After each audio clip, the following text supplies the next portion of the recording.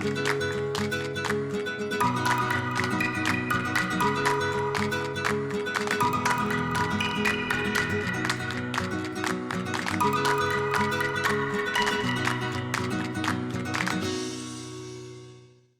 students of grade 6, welcome to a new episode of Time for English. أهلا بكم في حلقة جديدة مع Time for English اللغة الإنجليزية تحت إشراف ورعاية وزارة التربية والتعليم. Today we're going to continue together the revision. Last episode we've started revising together what could be in the exam. And today we're going to continue that. هنكمل النهارده مع بعض المراجعة اللي ابتديناها المرة اللي فاتت. المرة اللي فاتت جبنا sample test امتحان sample ازاي ممكن يجي شكله في الامتحان، كل الأسئلة اللي ممكن تجيلي في الامتحان. النهارده هنتكلم عن حاجة most of the students would like to know about the writing part، الفقرة أو القطعة اللي بنكتبها. هنتكلم عن الموضوعات اللي ممكن تجيلي، هنتكلم عن الإيميل إزاي نعمله، هنفتكره مع بعض تاني. And we're going to cover all the possible topics that could come in the exam. Now let's start together. Let's have a look. So today it's part 2 for the revision. Here it says writing topics, موضوعات الكتابة. Here we have two types of writing. عندنا نوعين من أنواع الكتابة. Either I'm going to write a paragraph، يا إما هكتب paragraph هيديني صورة، أو مش هيديني صورة هيقول لي اكتب فقرة عن حاجة معينة. Or he's going to ask me to write an email، أو هيطلب مني إن أنا أكتب إيميل، أكتب بريد إلكتروني. Okay? Today we're going to discuss the two things and how we can manage writing those two. So the first topics or the topics that we're going to talk about are the topics that we have handled before in the units. اتكلمنا قبل كده في اليونتس عن مختلف المواضيع. النهارده هنكتبهم مع بعض وهنشوف ازاي ممكن يجولي في الرايتنج. Here it says the first one, it says your lunch at a restaurant. أول موضوع ممكن يجيلي هو lunch at a restaurant، غدا في مطعم. Your sister has the flu. لو أختي تعبانة عندها انفلونزا. Your trip to أسوان. لو رحت رحلة لأسوان. Your trip to Alexandria. رحلة الإسكندرية. Okay? Now, we need to stop here for a minute.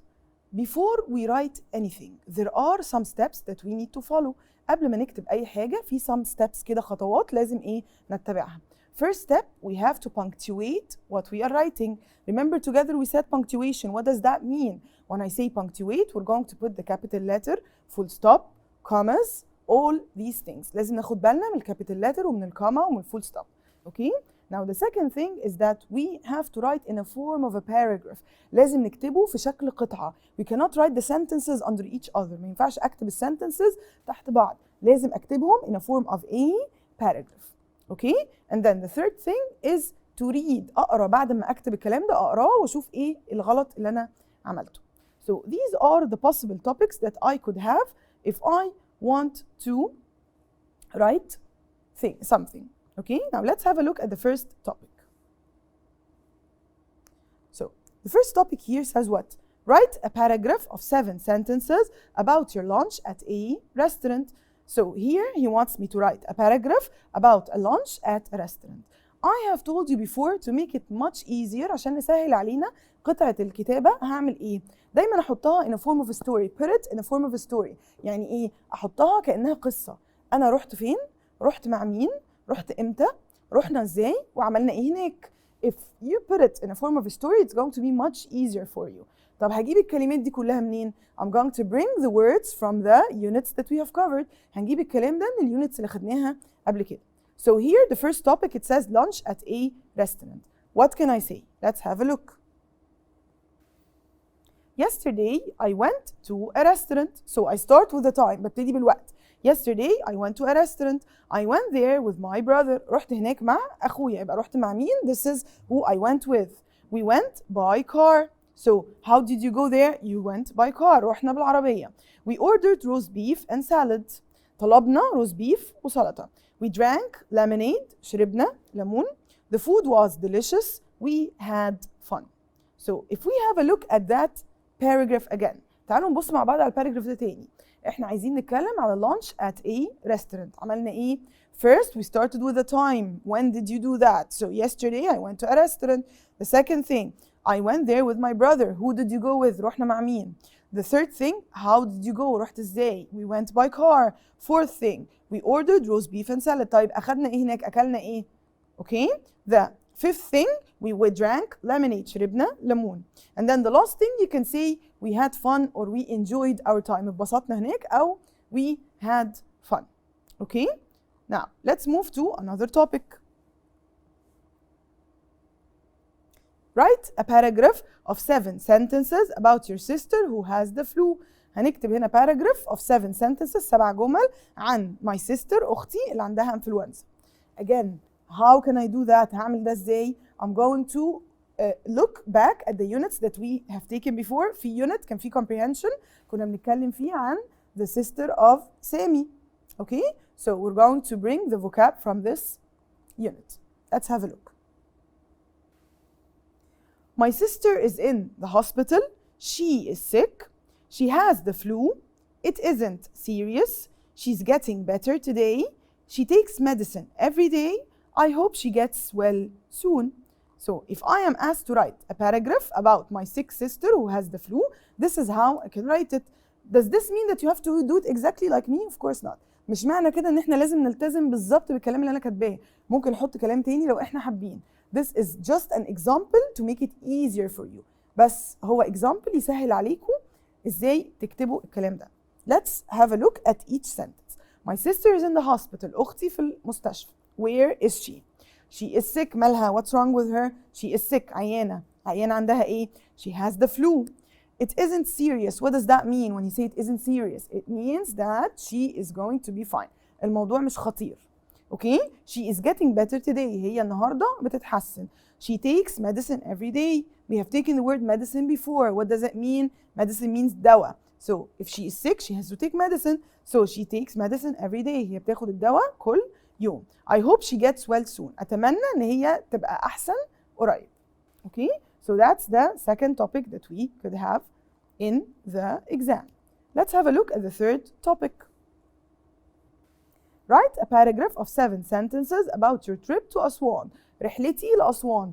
هنمشي نفس الطريقة اللي اتكلمنا عليها قبل كده. When did you go? Who did you go with?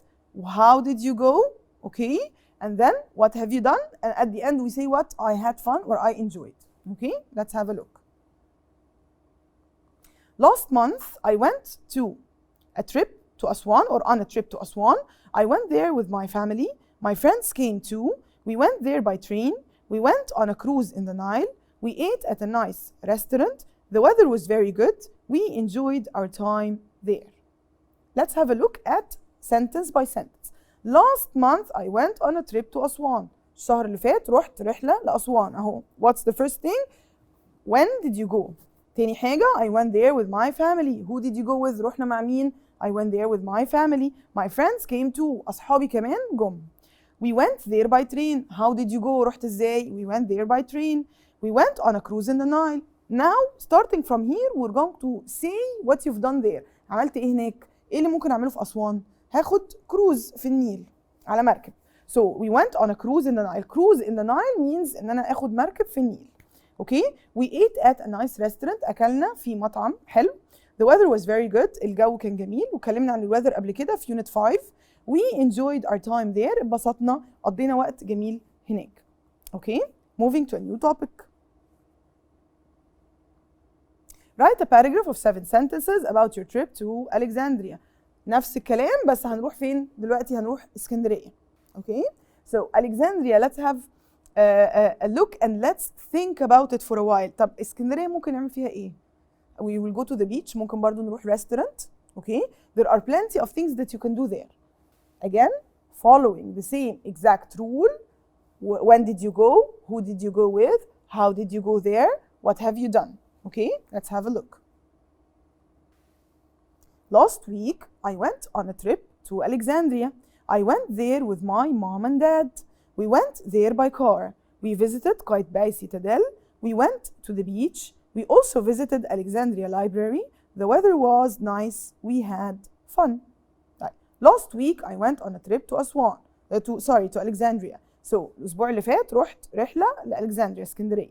I went there with my mom and dad. رحت هناك مع مامتي وبابايا. We went there by car. رحنا بالعربية. We could say by train. ممكن نروح بالترين. We can say by bus. رحنا بالباص. Whatever that you want. You can choose whatever you want. نختار اللي احنا عايزينه. We visited قايتباي citadel. Remember in the previous units في اليونتس اللي قبل كده أخدنا فيه comprehension أو reading part كان عن الإسكندرية وعملنا إيه هناك. So زرنا citadel of قايتباي قلعة قايتباي. We went to the beach. رحنا للبيتش الشط. We also visited Alexandria Library. زرنا مكتبة اسكندرية. The weather was nice. الجو كان جميل. And we had fun. يعني اتبسطنا هناك. Okay. Alright. Moving to another point. Before we move to the email, I need to stop here and tell you something. Whenever I am asked to write any of these topics, I have to think about what I should write. لازم أفكر هكتب إيه. قلنا نمشي بالقصة. طيب المواضيع كلها اللي اتكلمنا فيها هل دي تيجي بس كده paragraph؟ ممكن تيجي في إيميل. It's completely and exactly the same. هي بس ممكن تجي لي in a form of an email. Let's remember together how to write emails. تعالوا نفتكر مع بعض بنكتب الإيميلز إزاي. Here it says write an email to your friend Ali telling him about your visit to a film studio. اكتب ايميل لصديقك علي عشان تقول له زيارتك لفيلم استوديو لصناعة الافلام. Your name is Omar. Your email is omar@student.com. His email is ali@student.com. So the first step for me is to write to and from and the subject. To Ali, I'm sending to Ali. اكتب علي. From Omar, I have to write the email. والسبجكت ايه؟ فيلم ستوديو. اي حاجة related للتوبيك اللي انا عايزاه. Okay. After that, I say what? Dear and the name of the person. The name of the person is what? Is who? It's Ali. So what do I say? Dear Ali. After that, last time المرة اللي فاتت اتكلمنا عن الإيميل وقلنا إن إحنا لازم نبتدي الإيميل بgreeting. Greeting يعني زي جملة كده برحب بيها. So I gave you two. You can choose one of them. إيه هما؟ How are you and your family or how are you? Okay. يبقى هبتدي how are you and your family. Then after that I start writing about the topic. هبتدي أتكلم عن إيه التوبيك. I want to tell you about my visit to a film studio. I went there with my friend Sami. We went there yesterday. We saw actors rehearse. I met Ahmed السقا. He is a film star. He signed my autograph. Write back soon. So what happened? Here again I made it in a form of a story. أنا رحت I visited زرت فيلم ستوديو. I went there with my friend Sami. رحت مع صديقي سامي. We went there yesterday. رحنا هناك امبارح. We saw actors rehearse. يعني اتفرجنا على الممثلين وهم بيعملوا بروفا بيتمرنوا. I met أحمد السقا. He is the film star. star. He signed my autograph. عمل لي signing للأوتوغراف بتاعي. And then after that I say write back soon or see you soon. And then at the end you have to sign your name. Does this mean that you sign your own name? هل هنكتب اسمنا احنا سارة وعليا وعمر؟ No. You have to sign the name that I gave you. So yours and then you're going to write ايه؟ عمر. If any of the other topics came to me ممكن في email I can tell you write an email to your friend telling him about your sick sister. ابعت ايميل لصديقك قول له عن اختك العيانة. نفس الكلام اللي قلناه قبل كده and then you're going to put it in a form of an email. Okay? These are the writing topics that I could find in front of me in any kind of exam. اي امتحان هيجي لي مش هيخرج من الرايتنج topics دي لان ده معظم التوبكس اللي اخدناهم في ال5 units اللي اخدناهم الترم الاول. Okay? Now, let's move to the board in order to revise a grammar lesson that we have taken before.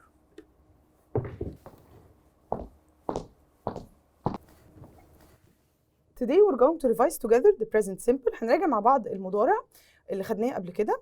When do I use the present simple? I use the present simple to talk about a habit or a fact. بستخدم ال present simple عشان أتكلم عن habit حاجة أنا متعودة أعملها أو fact حاجة حقيقة. Let's have a look at how we can do that. So first we have here present simple. When we talk about the present simple, we have to talk about two things.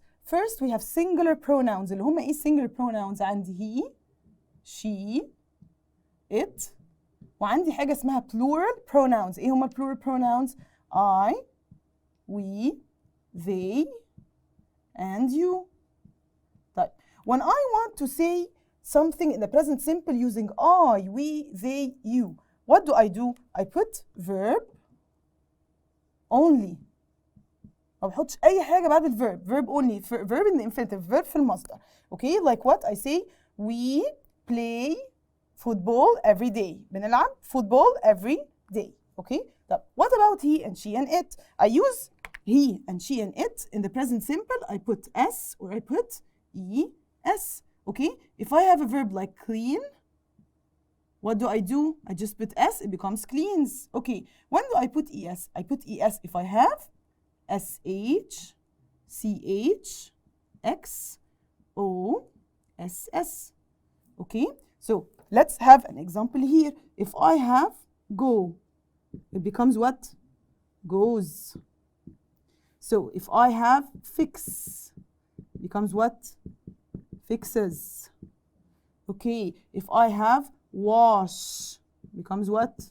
Washes. When I want to do that, do I do that with all the pronouns? هل بحط ال es دي مع كل pronouns? No. I do that only with what? He, she, and it. I put it only with he, she, and it. طب what if I want to ask a question؟ لو عايزة أسأل سؤال بعمل إيه؟ I have to put do or does. I have to put what? Do and does. قلنا قبل كده السمكة بتاعتنا الشهيرة. So what do? I put do and does. هنا I, we, they, you takes a do. طب he, she, it takes does. Can I say does he cleans? Can I do that? I can. So if I use does, the does is going to eat the s. So I'm going to say what? Does he clean? Question mark. Okay? If I want to use do, I'm going to say do they wash. Okay? And then wash whatever, and then question mark. All right. طب how do I do the negative? I'm going to do the negative exactly the same way I do the question. Instead of do, بدل do هنقول إيه؟ هنقول don't. بدل does هنقول إيه؟ doesn't. وبرضو do, don't, and doesn't. After them, I have to put the verb in the infinitive. كل الكلام ده بعمله إيه؟ إمتى بحط ال s or es? I put s or es with only إيه؟ he, she, it. If I have I, we, they, you, I put verb only in the infinitive. Nothing goes after the verb. Now, let's move back and see more exercises. So let's have a look at one of the other exercises that come to me in the exam. So here it says listen and complete. ده الديالوج برضو بيسألوا عليه students كتير. Let's have a look. So here أسماء. Good morning أميرة. Good morning أسماء. How is your now? How is your space now? She is space. I think that she had space. You space right. So what are you going to do now? هنسمع. You're going to listen and you're going to write with me. Okay? So number one or the first one. How is your sister now? How is your sister now? She is fine. She is fine. Or we can say she is better. So she is fine or she is better. I think that she had the flu. I think that she had the flu. You are right. You are right. Let's repeat again. Good morning, Amira. Good morning, Asma. How is your sister now? She is better. I think that she had the flu. You are right. So here we have to listen very well and then we have to write down. لازم نسمع كويس قوي وبعدين نكتب. Make sure that the spelling is correct. ناخد بالنا من السبيلنج بتاع الكلمة لما بنكتبها. Okay? Now, moving to something else. It says choose the correct answer from A, B, C, or D. So we're going to read and then we're going to choose the correct answer. Let's go to the board to do that exercise.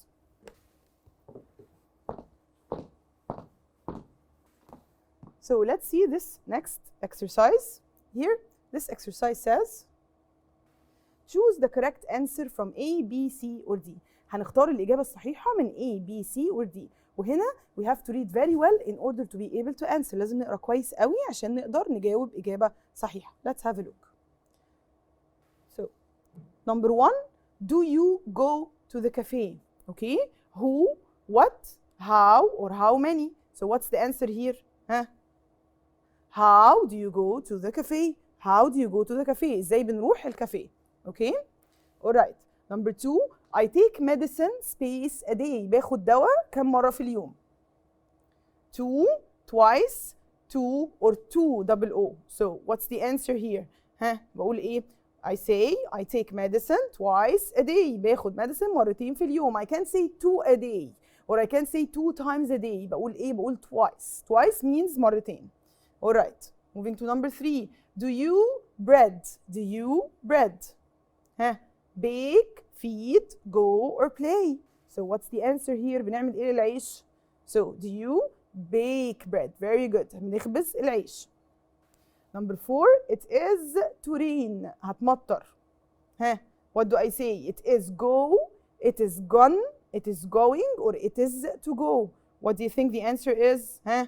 It is going to rain. Very good. Moving to number 5.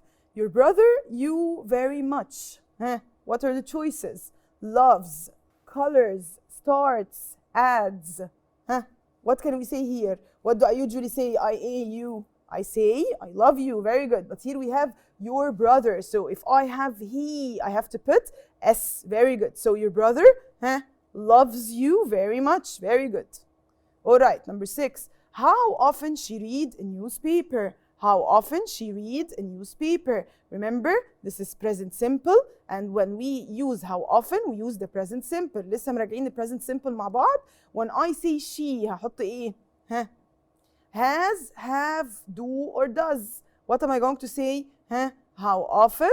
Very good. Does she read a newspaper? Very good. Remember when we said when we ask a question, the present simple, with she, we use does. So how often? Does. All right. Number 7. In the park, children, birds. في البارك, children بيعملوا ايه للبirds? What are the choices? Feed, take, bake, and visit. So what can you do to the bird? Very good. You feed the bird. Feed the bird means يأكل العصافير. All right. Moving to number 8.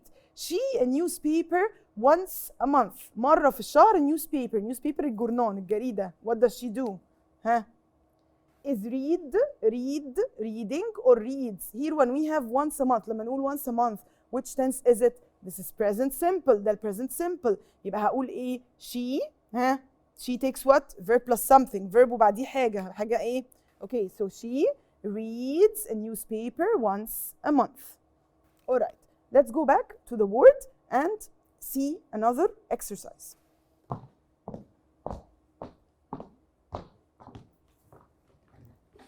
So this next exercise is really important. We have covered it before. اتكلمنا عليه قبل كده. And this is called punctuate. تعالوا نفتكر مع بعض يعني ايه punctuate. punctuate معناه ان احنا نحط علامات الترقيم. طيب ايه هم علامات الترقيم? What are they? We have the comma, we have the full stop, we have the question mark, we have the capital letter, الحروف الكبيرة. طيب تعالوا نراجع مع بعض الكابيتال letter بنعمله امتى؟ We usually put a capital letter or start with a capital letter at the beginning of every sentence. دايما لما نبتدي جملة جديدة لازم اعمله capital letter. لازم اول حرف يبقى كبير. اوكي؟ with days of the week كل أيام الأسبوع have to be written in capital. all the months كل الشهور they have to be written in capital.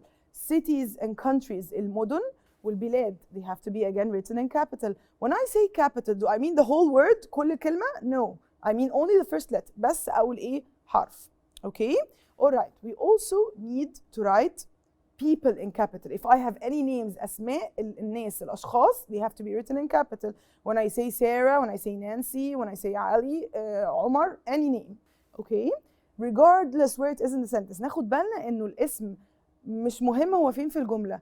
Anywhere it has to be written in capital. Well, the last thing is that if I have I, it has to be written in capital. The I alone cannot stand alone in the sentence. Okay?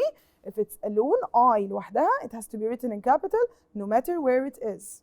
Okay? That's the capital letter. We put a full stop at the end of every sentence. كل ما هخلص sentence لازم أحط إيه؟ أحط full stop. Okay? Take care of this also in the writing. وإحنا بنعمل writing الفقرة الباراجراف you have to do punctuation as well. Okay? Alright. So we put a comma before the name. If I'm talking to this person, فاكرين مع بعض رجعنا قبل كده لو بكلم حد في السنتنس I have to put a comma before his name. Close the door نهى. So close the door comma نهى. Okay? Right. Let's have a look at the exercise that we have in front of us on the screen. Punctuate the following sentences. We're going to read and we're going to punctuate the sentence. So the first one, Ali played chess but Mona couldn't play. Ali played chess, but Mona couldn't play. What are we going to do here? we are supposed to read the sentence and then you can with a pencil underline the words that are going to change. ممكن نعمل ببنسل كده نعمل line تحت الكلمات اللي هتتغير. Okay? And then after that I start writing them back. ابتدي اكتب بقى الجملة صح. So here what are we going to change? I have here Ali played chess but Mona couldn't play. طيب take it word by word. The first word is Ali. What am I supposed to change here? The A in Ali. Very good. Played chess. Nothing here. But Mona, I have to change what? I have to change the M. So I say Mona couldn't. There has to be an apostrophe and then at the end I put A, full stop. So the answer is Ali played chess but Mona couldn't play. Number 2, can I help you carry this bag? Think about it. What am I going to change here? Very good. I'm going to change the C and then I'm going to put a full stop. So can I help you carry this bag? The C capital and then we have a question mark because that's a question. If it is not a sentence, if it's a question, I have to put a question mark. Okay? That was our episode for today. We have revised together the writing. رجعنا مع بعض المواضيع التعبير أو المواضيع اللي ممكن نكتبها. And next time we're going to revise the units. هنراجع بقى المرة الجاية مع بعض اليونتس من أول unit 1 لحد unit 3 مع بعض. هنفتكر إيه اللي أخدناه فيها new vocab and focus time with structure. I hope you have enjoyed. I'll see you next time.